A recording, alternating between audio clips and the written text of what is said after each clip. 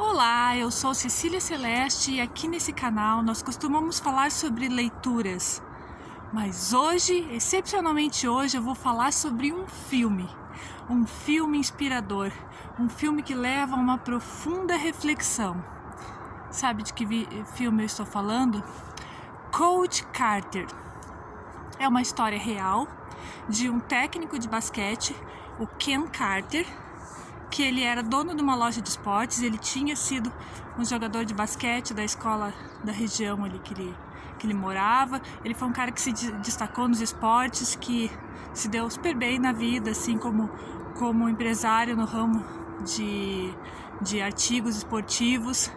Ele era um cara que conseguiu, em meio a uma comunidade caótica, se destacar. Quer saber um pouco mais? Não te esquece, me acompanha aqui.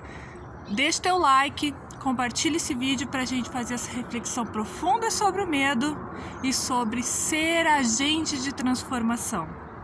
Se você não é inscrito nesse canal, por favor, tem um botãozinho amigo aqui embaixo para você se inscrever e ativa o sininho de notificações para você receber mais conteúdo bom aqui desse canal. Vamos crescer juntos? Coach Carter. Então, quem foi Ken Carter? Essa história é real. Ele tinha se destacado, ele conseguiu estar além daquela média, daquele padrão que existia naquela comunidade da onde ele é oriundo. Então, tem um momento que ele é convidado para ser o treinador de basquete da escola do Richmond. Essa escola, ela fica numa comunidade que é marcada pela criminalidade, né, a pobreza, o desrespeito, o ambiente é um ambiente muito complicado, um ambiente triste, sabe? E ele, mesmo não precisando desse emprego, ele aceita esse emprego, porque como ele veio dessa escola, ele quer ser o transformador, ele viu a decadência e ele quer ser esse agente de transformação. E ele, inclusive, ele se destacou tanto lá na época que ele jogou basquete na escola e que ele estudava lá, que o nome dele estava estampado nas paredes do ginásio como destaque esportivo por mais de um ano. Então ele chega numa realidade em que os estudantes têm péssimo desempenho em todas as áreas. Eles são desrespeitosos entre eles mesmos, entre time, eles se desrespeitam. Eles têm péssimas notas. A vida familiar deles é toda desagregada, toda cheia de problemas. Eles convivem muito ali com a criminalidade, tráfico de drogas, prisões, prostituição. Então eles estão cercados só por isso, é só isso que eles têm. E além do mais, a única coisa que para eles ainda era uma válvula de escape assim dos problemas, era que a única coisa que estimulava eles era o esporte, era jogar basquete, que eles só perdiam também. Então até nesse pilar, a vida deles era um fracasso. Então esse treinador, então o Ken Carter, ele passa a fazer exigências que vão além da quadra. Para participar do time de basquete, poder jogar os jogos, ser treinado por ele exige que sejam disciplinados, vistam-se adequadamente, frequentem todas as aulas da escola, tirem boas notas e sejam respeitosos.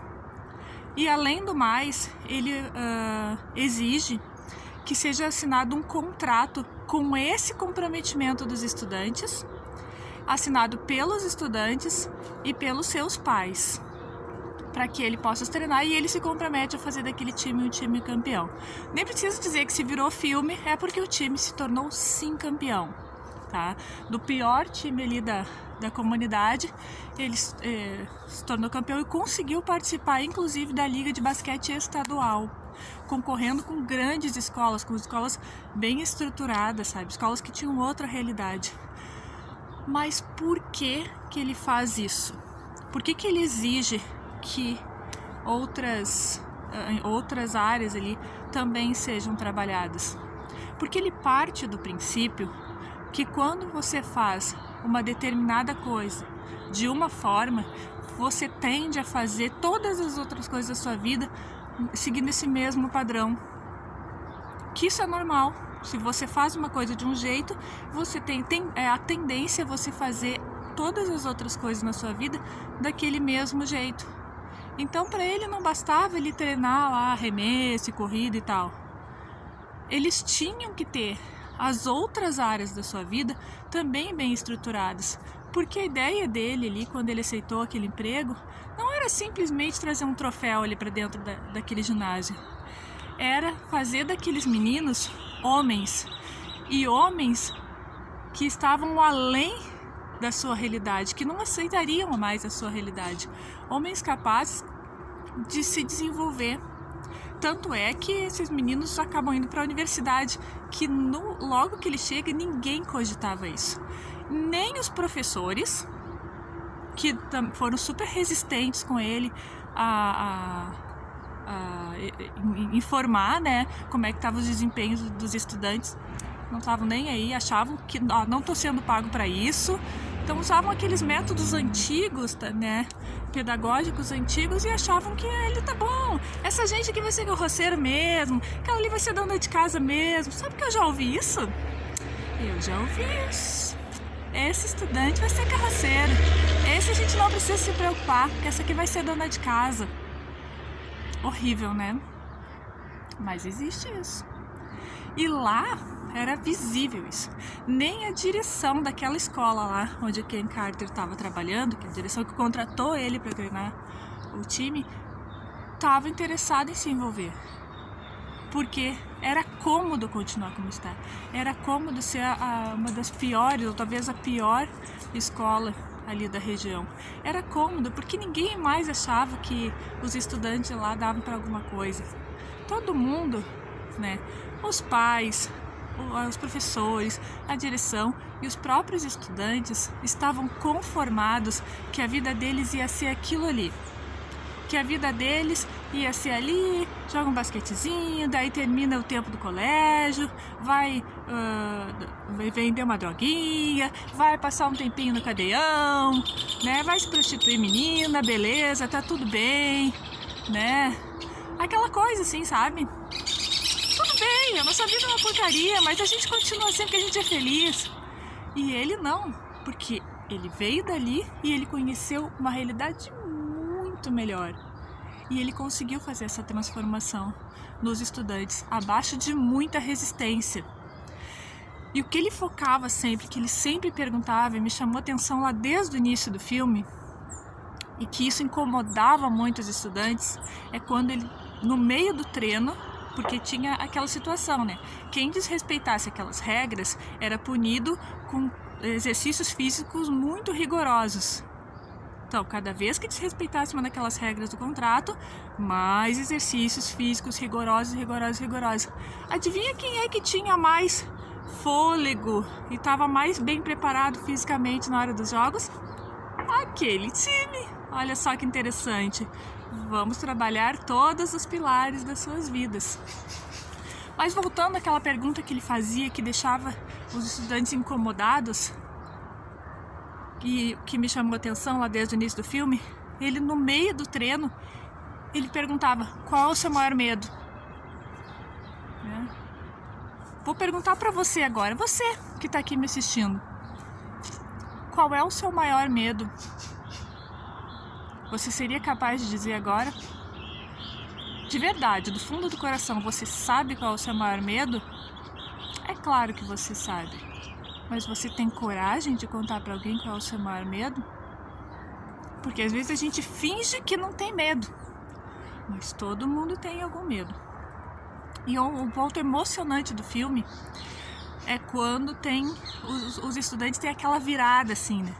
Quando eles percebem que apesar de toda a comunidade estar contra o técnico, os pais, os professores, a direção, toda a comunidade ali. Aliás, aquela situação chama a atenção da mídia.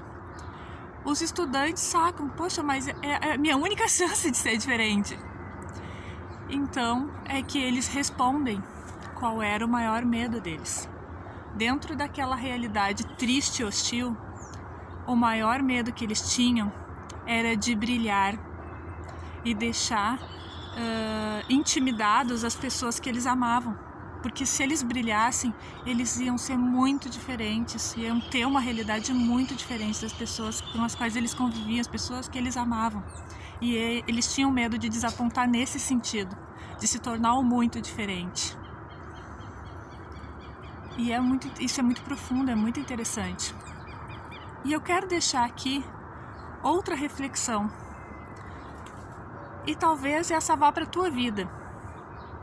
Ken Carter foi um agente de transformação.